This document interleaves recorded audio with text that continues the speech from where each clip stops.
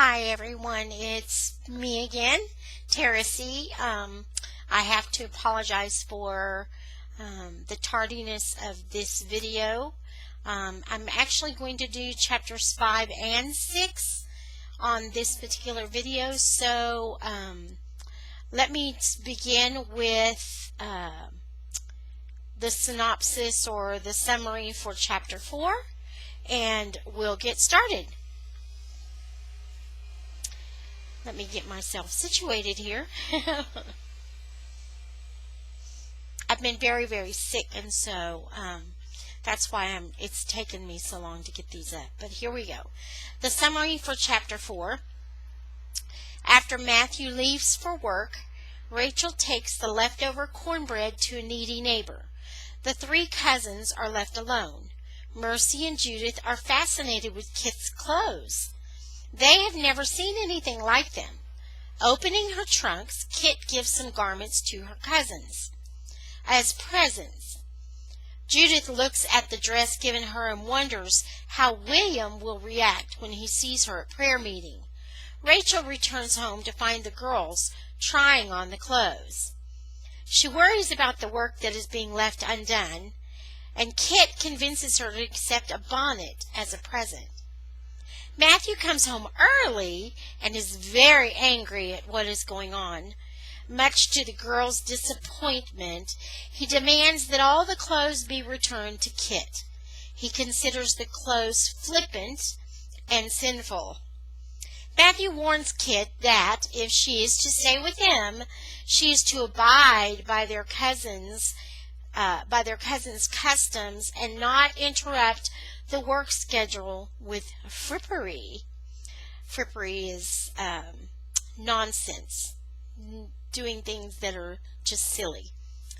His daughters are not allowed any vanity. So in other words, they're to look plain and not very interesting, not to wear really fancy clothes so that it draws attention to themselves.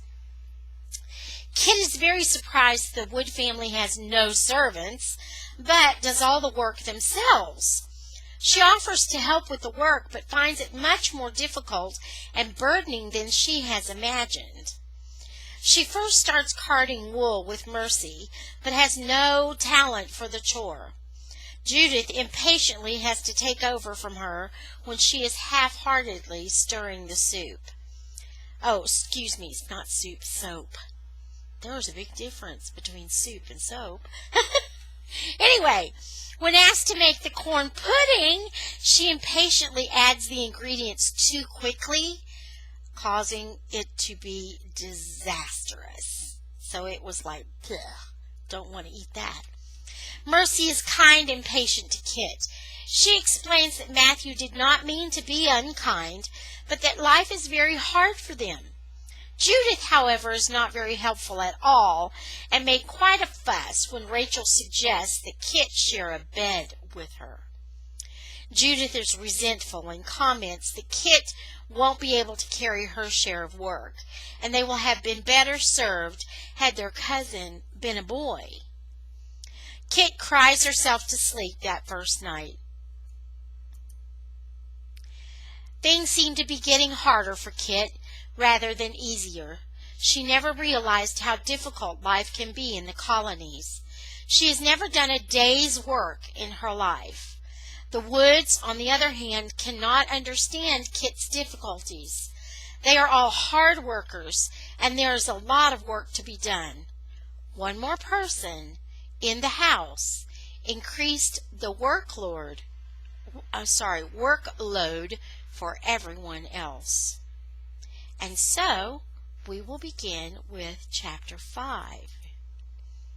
One moment, let me get it open here. I should have opened it earlier before starting. I hope everyone is good. I want to say thank you to everyone who has commented on the recordings, and I truly again ask for your forgiveness for being so tardy in this. And here we go with chapter 5, if it will come up here.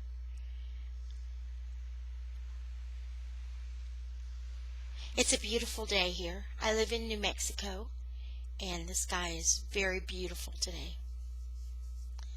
Chapter 5. These are the only clothes I have, protested Kit. If they're not suitable, I shall stay here with Mercy. Through the crystal Sabbath morning, the meeting house bell tolled steadily.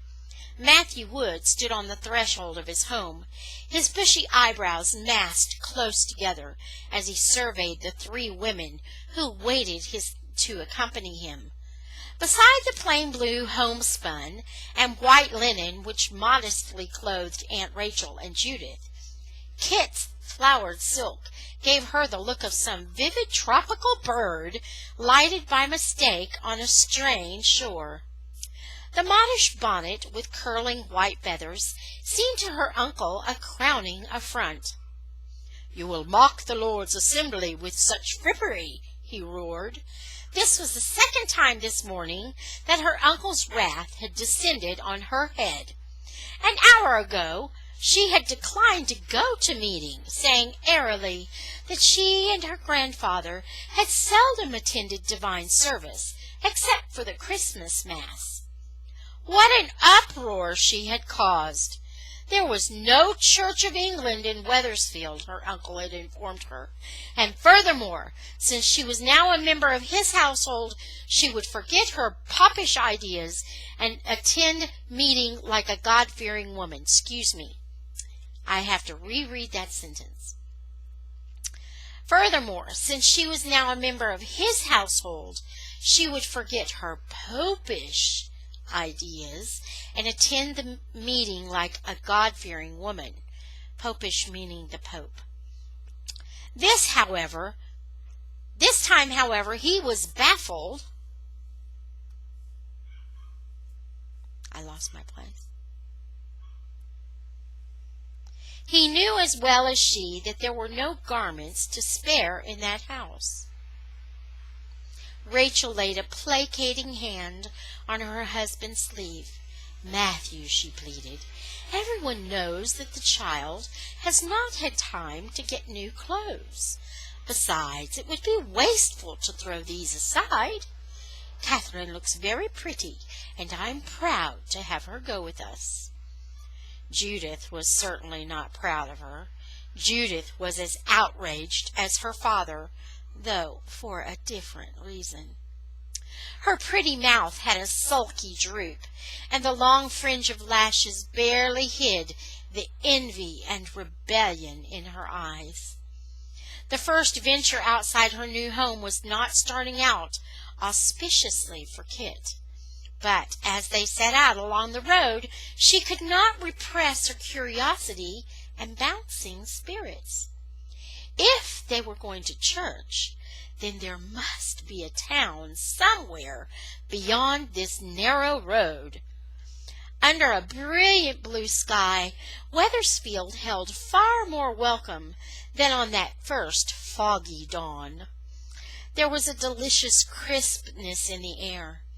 The family walked along High Street, past a row of substantial frame houses, and came out on a small square clearing. Kit looked about eagerly. "Is it far to the town?" she whispered to Judith. There was a silence. "This is the town," said Judith stiffly. "The town?"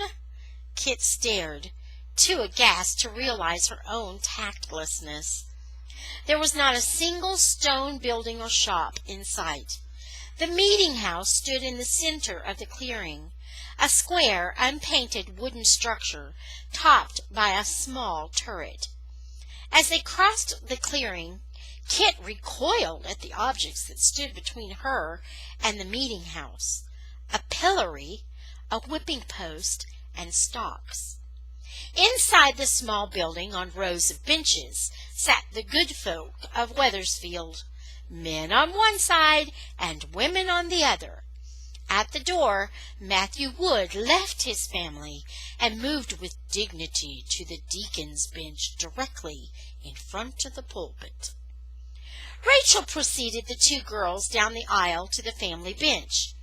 As Kit moved behind her, the astonishment of the assembled townspeople met her with the impact of a gathering wave. It was not so much a sound as a stillness, so intent that it made her ears ring. She knew that her cheeks were flaming, but she held her head high under the feathered bonnet. The Puritan service seemed to her as plain and unlovely as the bare board walls of the meeting house. She felt a moment's surprise when her uncle stepped forward to line the psalm. His firm nasal voice set the tune and pace, one line at a time, and the congregation repeated it after him. By the time the long psalm was over, Kit was glad to sit down, but presently she longed to stand again. The hard edge of the narrow pew bit into her thigh in spite of every gingerly effort to shift her weight. Kit's gaze flicked over the other church folk. A varied lot they were. Not all of them shared her uncle's opinions of seemly garb. Some were as fashionably dressed as Kit herself, but the majority were soberly and poorly clad, and here and there in the farthermost pews Kit glimpsed the familiar black faces that must be slaves. All of them, however, were alike in their reverent silence. How could they sit there without twitching a muscle, even with the black flies buzzing around under their bonnet brims? It was impossible that they could be listening to the sermon. She could not keep her mind on it for an instant. A steady rustling sound told her that a few muscles were as unruly as her own. On the stairs leading to the gallery, nearly 20 small boys were clustered shoulder to shoulder, and the solid ranks undulated with the constant jerking of restless elbows, straining under tight woolen jackets. A rosy-cheeked boy on the second step, with one fleeting motion, captured a fly and held it imprisoned against his knees.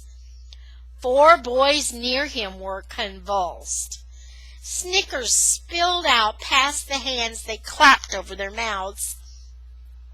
A man stepped menacingly from the corner, brandishing a long pole, and Kit winced as 2 sharp raps descended on each luckless head. The cause of all the commotion sat serenely, his rapt, innocent gaze never straying from the minister's face, his hand still cupped over the imprisoned fly. Kit felt a giggle rising in her own throat, and looking frantically for distraction, caught John Holbrook's eye. He looked away without a sign of recognition. Bother these people! Look at Judith, sitting there with her hands folded in her lap. Didn't her feet ever go to sleep? Nevertheless, if this were a test of endurance, then she could see it through as well as these New Englanders. She tilted her chin so that one plume swept gracefully against her cheek, discreetly curled and uncurled her numb toes inside the kid slippers, and set herself to endure. The sun slanted directly downward through the chinks in the roof when the sermon ended. It must have been a good 2 hours, and would, Kit suspected, have been much longer had not the minister's voice grown increasingly hoarse, till it threatened to fail altogether. Kit rose thankfully for the final prayer and stood respectfully with the rest of the congregation till the minister had passed down the aisle to the door. Outside the meeting house, the Reverend Gershom Bulkley took Kit's hand in his. So "This is the orphan from Barbados," he rasped. "How grateful you must be, young lady, for the kindness of your aunt and uncle in your time of need." Two deacons also took her hand and stressed the word grateful. Had Uncle Matthew informed the whole town that he had taken her in out of charity? If so, then she was obviously a surprise to them by the suspicion and downright hostility with which the deacons' wives were surveying her from feathered hat to slippered toe. She did not look like a pauper. Let them make what they liked of that. Most of the churchgoers did not come near her.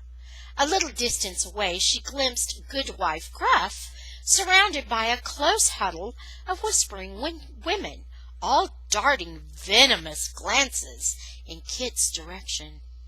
Kit turned a defiant back on them, but first she sent a friendly wave to Prudence, whose peaked little face turned pink with delight.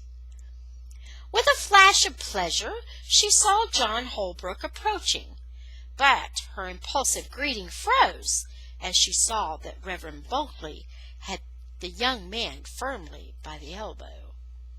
In the shadow of his teacher, an extra staidness had fallen over the young divinity student, and his smile was lukewarm with dignity. Not till John had courteously acknowledged the minister's introductions did he turn to Kit. "I was glad to see you at meeting," he said gravely. "You must have found the sermon uplifting." Kit was nonplussed. "How very fortunate we were to hear Dr. Bulkley," John continued, taking her silence for agreement. "He rarely preaches now, since his retirement. 'Twas truly a remarkable sermon. Every word seemed to me inspired." Kit stared at him. Yes, actually, he was serious.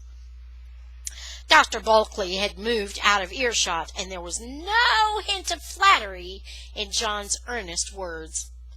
She was floundering for an answer when Judith spoke.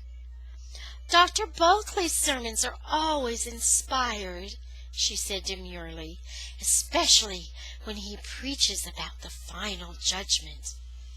John marked Judith's presence with surprise and respect. Under the white bonnet her face was sweetly serious, her eyes dazzlingly blue. "His learning is incredible," he told her. "He can recite entire chapters of Scripture, and he knows law and medicine as well." John's blush as he found the learned doctor again at his elbow was all the more flattering. Dr. Bulkley glowed indulgently. "I do know a bit of Scripture," he admitted, "but this young man has made a good start, a very good start indeed." "You must bring your new pupil with you when you come to dine with us on Thursday," smiled Rachel Wood. And with a gracious acceptance, Dr. Bulkley steered his charge away. "And now, Catherine, dear, here is another neighbor you must meet, Mistress Ashby, my niece from Barbados." Kit curtsied, noting with satisfaction that this was one woman who did not despise vain adornment. Mistress Ashby's dove-colored damask, with its gilt-edged lace, must have come straight from England. "And her son William," continued her aunt. Braced to meet the reserve and suspicion she had encountered at every direction so far, Kit was startled to meet the unmistakably dazzled gaze of William Ashby, and unconsciously she rewarded him with the first genuine smile she had managed this morning. Kit had no idea of what happened to her thin, plain features when she smiled. William was speechless. As she turned to follow her aunt and Judith, Kit knew for certain that he had not moved, and that if she looked back, she would see his sturdy frame planted motionless in the path. She didn't look back, but she knew. Walking back along the road, Judith signaled Kit to fall behind the others. "You never mentioned that there was a handsome man on that boat," she whispered accusingly. "Handsome? You mean John Holbrook?" "You certainly seem to know each other well enough." "Well, there was no one else to talk to, but most of the time he sat by himself and studied." "Have you set your cap for him?" asked Judith bluntly. Kit colored to the edge of her bonnet. She would never get used to Judith's outspokenness. "Goodness, no!" she protested. "Whatever made you think of such a thing?" "I just wondered," Judith responded, and as Matthew Wood turned a stern look back at them, both girls walked on in silence. "You certainly made an impression on William Ashby," Judith ventured presently. "There was no point in denying it." "Perhaps because I was someone new," said Kit. "Perhaps. You aren't exactly pretty, you know. But naturally William would be impressed by a dress like that." Kit wanted to change the subject. Wisps of smoke were beginning to rise from the chimneys of several small log lean-tos along the roadway. They seemed to offer a safe topic. "Do people live in those tiny houses?" she inquired. "Of course not. Those are Sabbath houses." Then Judith emerged from her own musings long enough to explain. "Families that live too far to go home between services cook their meal there on Sunday, and in the winter they can warm themselves at a fire." A chill trickle of doubt began to cool the glow of the noontime sun and the memory of William Ashby's admiration. Surely Judith could not mean, "Did you say between services?" Kit inquired fearfully. "Didn't you know there's a second service in the afternoon?" Kit was appalled. "Do you mean we have to go?" "Of course we go," snapped Judith. "That's what the Sabbath is for." Kit came to a halt, and suddenly she stamped her foot in the dusty road. "I won't do it," she declared. "I absolutely won't endure that all over again." But one look ahead at her uncle's shoulders, rigid in their Sunday black, and she knew that she would. Almost choking with helpless rage, she stumbled after Judith, who had moved ahead, too absorbed to even notice. Oh, why had she ever come to this hateful place? And that's the end of chapter 5. Okay, let's do a little review here. On the Sabbath, the Wood family, with the exception of Mercy, goes to prayer meeting. And Kit is expected to go with them, even though she doesn't want to. Everybody in the community is expected to go to church, to meeting. Wethersfield is a Puritan community that has norms or standards to be abided by all. Matthew is angry because Kit's clothes are not plain and simple, and he feels that it would be too scandalous for her to go to church in those clothes. But Rachel comes to her assistance and says that the other members of the congregation will surely understand that Kit hasn't had time, since she just got there, to get more modest clothing. She finds the prayer service long and very uncomfortable, very boring, because she's not really had very much religious upbringing. When she leaves the church, she meets William Ashby, who prior to this little scene that we've been reading was Judith's intended, or the one that Judith had eyes on. But John Holbrook, whom Kit knows very well from the boat, is new in the community, and Judith decides she thinks he's pretty hot. He's very handsome. Anyway, so she makes quite an impression on William Ashby. And up until then, Kit has never gone to church regularly, and now she's going to be expected to go twice on Sunday. Her grandfather has only taken her to church on Christmas, and the Puritans not only work very hard, but spend all their leisure time or their free time in prayer and Bible study. So that is the summary of chapter 5. Now we're going to go into chapter 6. And I just wanted to say, most of you by this time know my email address. I will put it in the comments at the bottom of this video. But if you have questions, or if you don't understand some of the words, those kinds of things, if you need some help with taking a test, if you're taking this for a school course, just please email me at Ms. Tutor. It's MIZTUTOR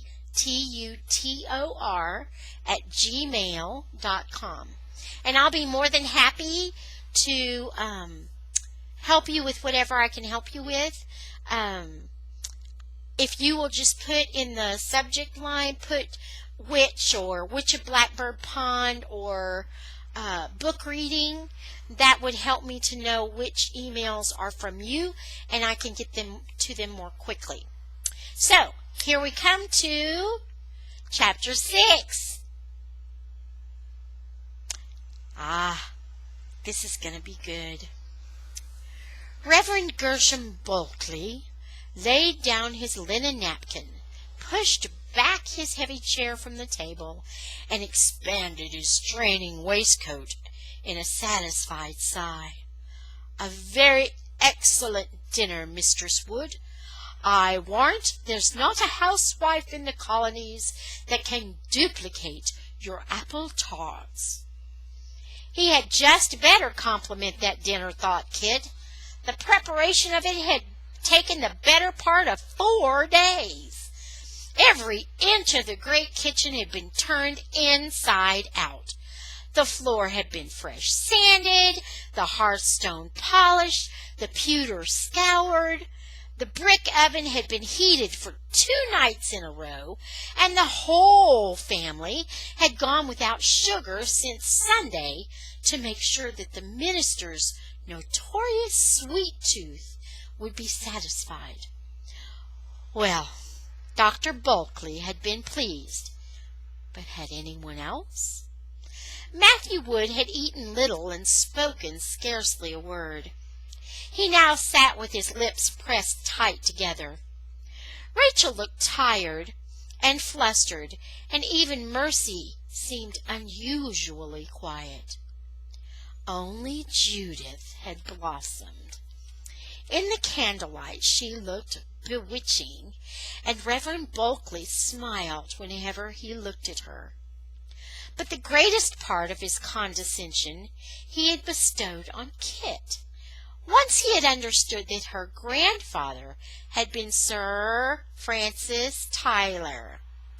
He himself had visited Antigua in the West Indies. He had told her, and he was acquainted with some of the plantation owners there. He went back to the subject now for the 3rd time.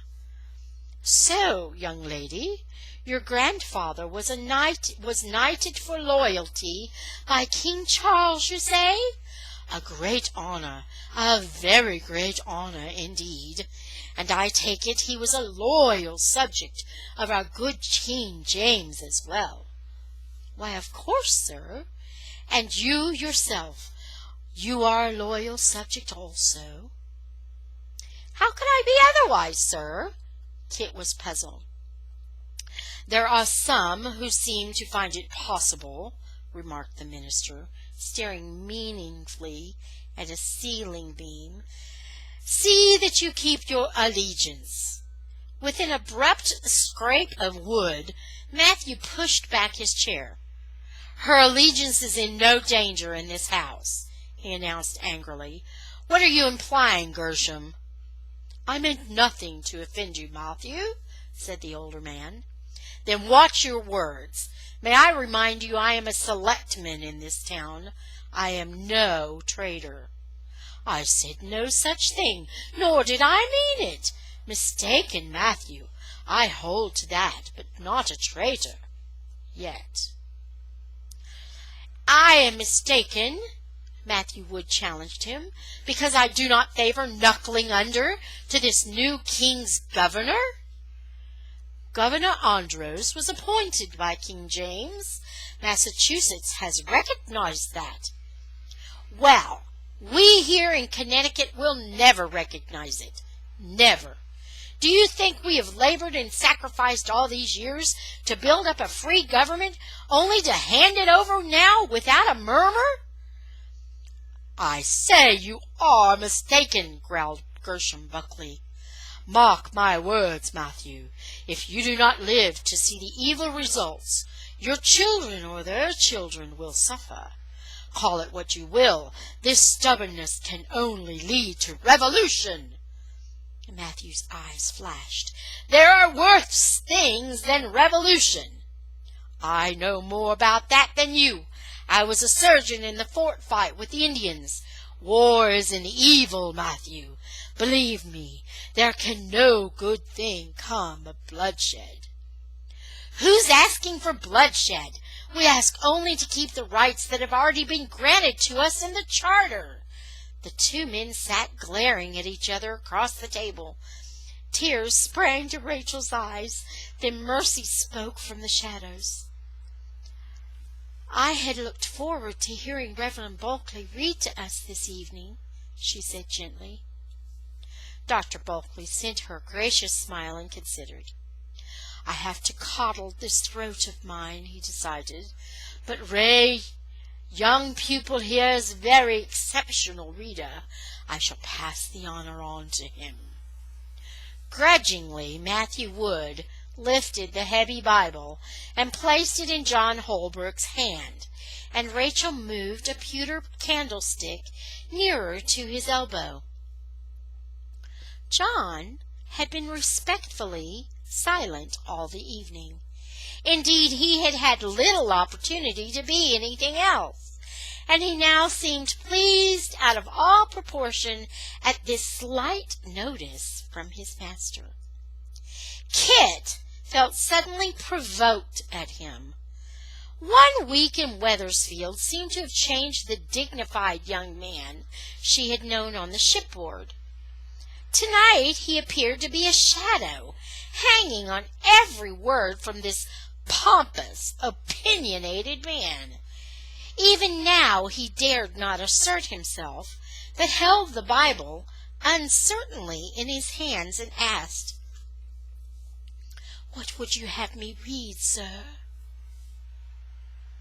"I would suggest Proverbs, 24th chapter, 21st verse," said the old minister, with a canny gleam in his eye, which Kit understood as John began to read. "My son, fear the Lord and the king, and meddle not with them that are given to change. For their calamity shall rise suddenly, and who knoweth the ruin of them both?" There was a harsh sound from Matthew, checked in response to his wife's pleading eyes. John continued reading. As he read on, Kit forgot the meaning of the words and felt a stir of pleasure at the sound. John's voice was low-pitched but very clear, and the words fell with a musical cadence that was a delight. Every evening since she had come here, she had sat waiting with impatience for her uncle's monotonous voice to cease. Tonight, for the first time, she caught the beauty of the ancient Hebrew verses. When the reading was finished, family and guests bowed their heads, and Reverend Bulkley began the evening prayer. A little sigh escaped Kit. Her uncle's terse petitions were hard enough to endure. This prayer, she knew, would be a lengthy masterpiece. As the husky voice scraped inexorably on, she ventured to raise her head a little, and was gratified to see that Judith, too, was peeking. But Judith's attention was not wandering. She was studying with deliberate appraisal John Holbrook's bent head and the delicate chiseled line of his profile against the firelight. A phrase of Dr. Bulkley's prayer caught Kit's attention again. "And heaven bless our sister in her weakness and affliction." Whom did he mean? Heavens, was he talking about Mercy? Had the man no perception at all? How Mercy must be shriveling at the fulsome words. After a few days in this household, Kit had ceased to be aware of Mercy's lameness. No one in the family ever referred to it. Mercy certainly did not consider herself afflicted. She did a full day's work and more. Moreover, Kit had soon discovered that Mercy was the pivot about whom the whole household moved. She coaxed her father out of his bitter moods, upheld her timorous and anxious mother, gently restrained her rebellious sister, and had reached to draw an uncertain alien into the circle. Mercy weak?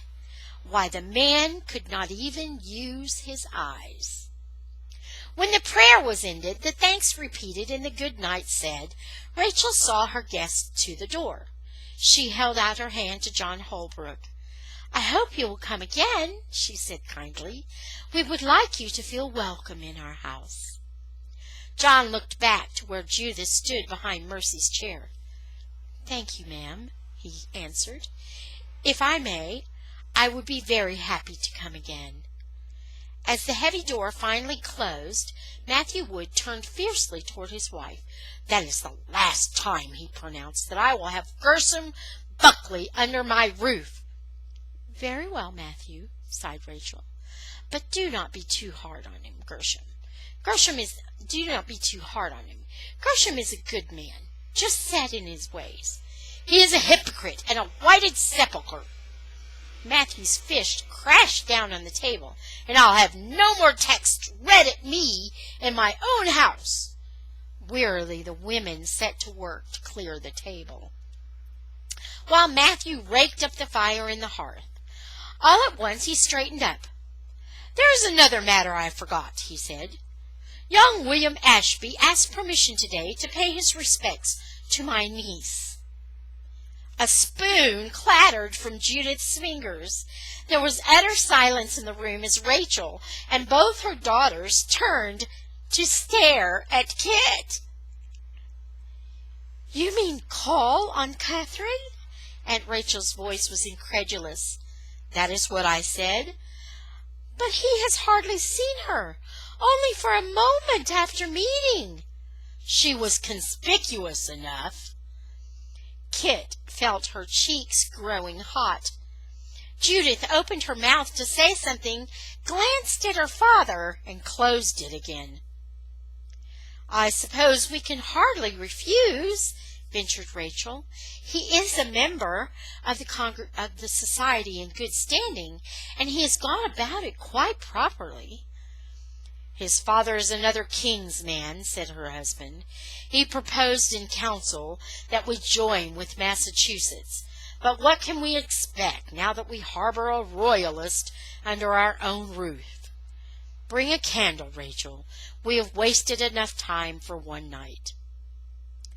A constrained trio lingered after Rachel had climbed the stairs behind her husband.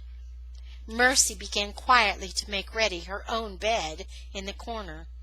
A small wrinkle of concern marred her usually placid forehead. "Well, I told you so," Judith finally burst out. "I knew by the way he was staring at you after meeting." There was no use to pretend she didn't remember. Kit felt a small, pleasurable stir of curiosity. "Do you know him, Mercy?" "I know about him, of course," admitted Mercy. "Who doesn't know about him?" added Judith. "Who hasn't heard that his father has 3 acres of the best land set aside, and the trees all marked to build the house the moment Master William makes up his mind? And he was just about to make it up, too, when you came along."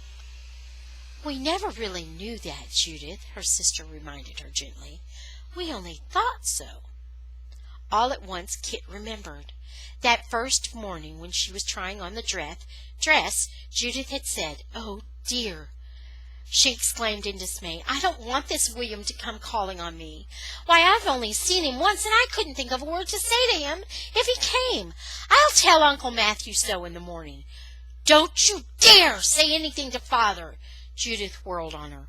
"But if you, William never asked to call on me. I just said he was getting around to it."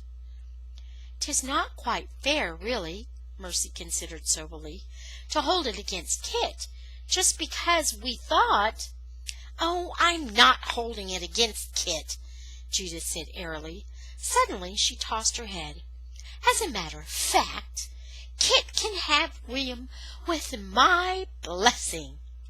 I've changed my mind. I am going to marry John Holbrook." And that is the end of chapter 6.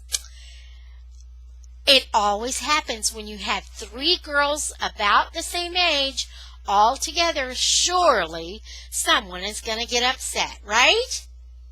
Okay, until next time, thank you so much for being with me, and have a great week. I hope to get chapters 7 and 8 on by Friday. God bless. Love you bunches. Talk to you later. If you need help, please email me, MsTutor@gmail.com. Bye for now.